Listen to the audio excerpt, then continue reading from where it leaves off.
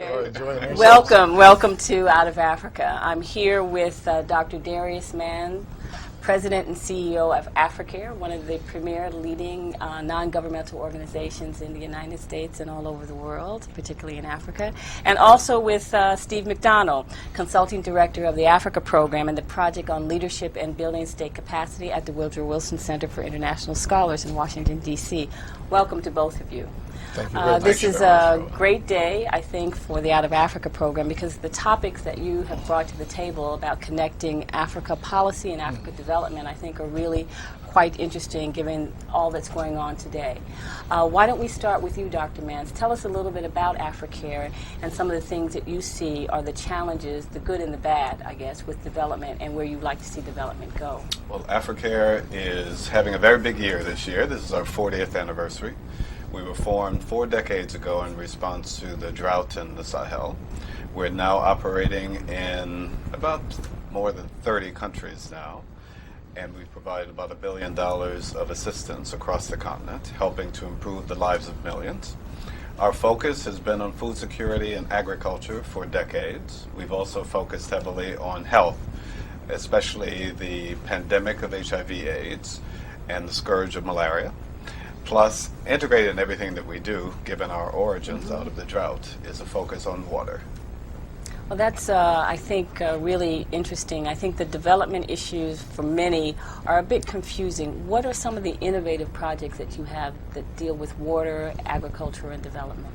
Oh, there are a number of examples I could give you, but let me start with a project that is focused on empowering women. Which for us is key, whether you are looking at agriculture or the challenge of health or HIV/AIDS. We have been doing a lot of work with improving agricultural productivity, focusing on women farmers, helping them to increase their yields, to form cooperatives that have access to markets, access to financing, so that they can substantially expand their links to markets, increase their incomes. One of the great impacts that that's had, of course, is to improve child nutrition. Well, child nutrition, I think, is really very important. We have this tremendous youth bulge in Africa across the continent. And I think focusing on youth is so important, and particularly child health. I want to turn to Mr. McDonald, to Steve. I know we've known each other for many years, and you're definitely an expert in your field in terms of conflict resolution and governance. And I want you to tell us a little bit about what your programs do at the Woodrow Wilson Center, but also sort of talk a little bit about how you see policy and development, some of the things that Dr. Mans has just highlighted, connecting to what you do. Okay. Thank you, Robin. Yes, we have known each other a long time, and it's so good to see you again. But I must start with a little bit of a pitch for the Woodrow Wilson Center, because most people are probably not familiar with it. It's the official living memorial to former President Woodrow Wilson, and it's because he was such a prominent academic, the only PhD to ever that we ever had as president. He felt very strongly about bringing together the world of ideas and the world of policy.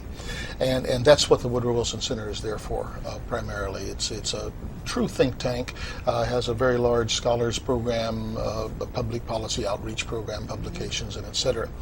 Now, I, in the Africa program and the Leadership and Building State Capacity Project, do those things as well, reaching out to Congress, to White House, to the State Department to help engage and inform and work with them on various issues related to Africa. But we also have a very special niche that we're involved in that began with a former colleague of mine who I think you know quite well, former Congressman Howard Wolpe, and Special Envoy to the Great Lakes region of Africa.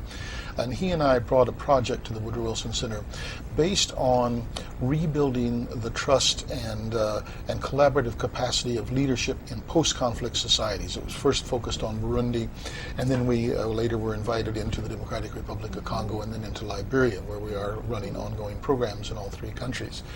And sort of to respond to the last part of your question, I think I feel very strongly, actually, that as we look at the important development agendas that you're dealing with, Darius, and others, and governance agendas and recovery agendas in terms of post-conflict society in particular, that this element of post-conflict peace building, reconciliation, a lot of words are used to describe it, but bringing people together to make them understand their interdependence, to work with them and with the tools and the skills and the relationship building that will allow them to further the agendas of recovery, of development, of governance is pretty essential.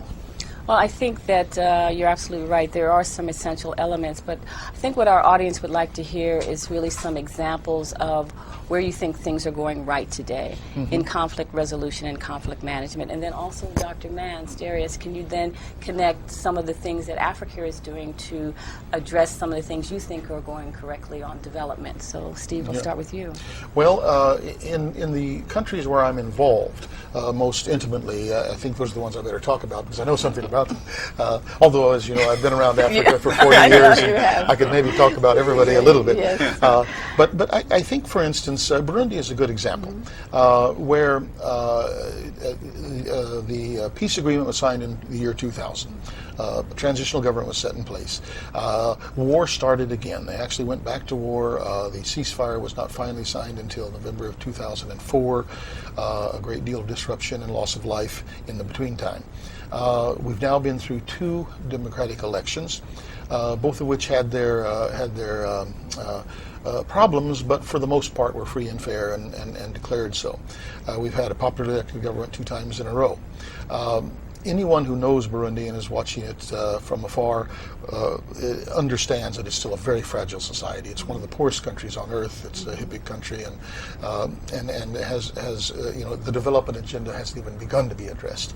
But one thing that has happened through the kind of interventions that we were intimately involved in, but others as well, I don't just take credit for the Woodrow Wilson Center's program here, that worked with integrating the military, with getting through the demobilization, disarmament, and reintegration exercises, that has created a situation where in the last elections, for instance, in 2010, you actually had most of the opposition parties who boycotted the second round of elections because they felt the first round was not done fairly, and then they excluded themselves therefore from the national legislature because they didn't run for office, and there was a great deal of tension around that.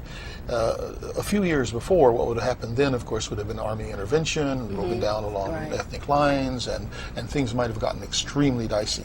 Still a tense situation. Politically, it's not solved. One doesn't know exactly what the future will hold, but the country has stayed together. There's been no violence around it, and that is a key thing.